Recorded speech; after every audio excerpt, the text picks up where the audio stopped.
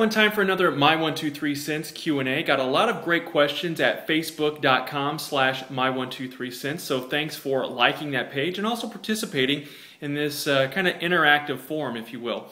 I'm going to answer a couple of questions just because of time constraints, and one of them involves Hell in a Cell, which is coming up this weekend. And John asks if anyone out there doesn't think that Brock Lesnar is going to get involved in the Hell in a Cell match between CM Punk and Ryback and help Punk retain the WWE Championship.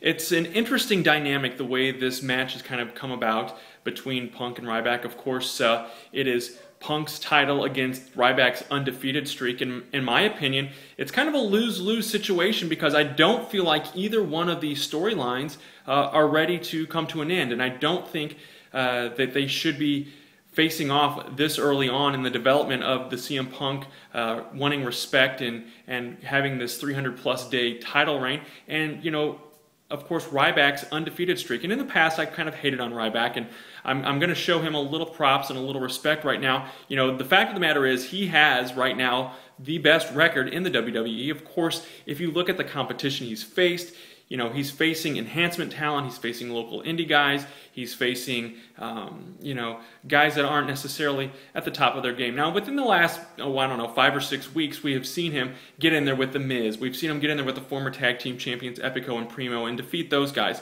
So, you know, his push is going strong, and I'm assuming he beat Dolph Ziggler on Main Event. I haven't had a chance to check that out yet. So, you know, the push is there. He's strong. We know that. But is he ready for the WWE Championship? I don't think he is.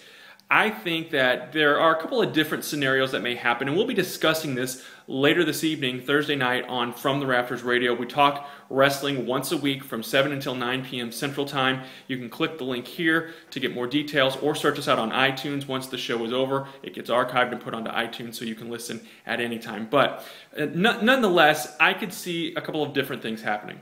Yeah, Lesnar interfering, costing Ryback the match, which in my opinion kind of flushes the last 6 or 7 months down the toilet with what they've been doing to build him up.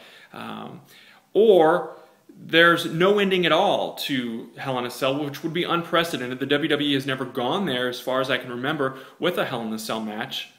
It would be interesting to see where there's not really a clear-cut winner. Neither man walks out looking any weaker. Ryback's streak stays intact. Punk keeps the championship. Or another scenario that I've thought of that maybe the conspiracy theorist in me is John Cena setting Ryback up for something and ends up attacking him before the match and goes in and faces CM Punk himself. I don't know if that turns turns John Cena heel. I'm not sure what I feel about that, or if that's even a viable option. But I think that because there's so much unpredictability in here, it's going to make things very interesting, and I can't wait to see where the WWE decides to go. I'm not going to be overly critical right now. I want to wait and see what happens Sunday before I make too much judgment here. But I do think that it is a mistake having these two face this early on in the developments of their programs. Another question from Adam Hackbarth, who asks if I've ever applied for a WWE gig.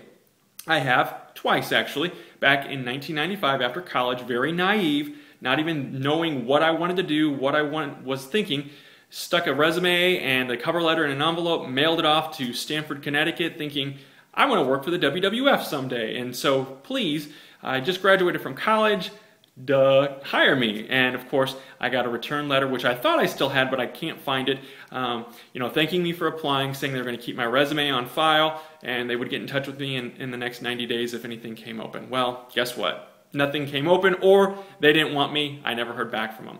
In 1999, I then applied, and I had been in the TV business for that point for just about a year and a half. I applied for a job for a ring announcer position, and I really didn't expect to get it. I just sent them some news clips that I had done. I'd actually done a story about an indie wrestling group in Florence, Alabama, where I was living at the time, in hopes of maybe, you know, maybe getting a call or a letter or something, but I didn't hear anything that time around, which, you know, was not much of a surprise. It was always wishful thinking.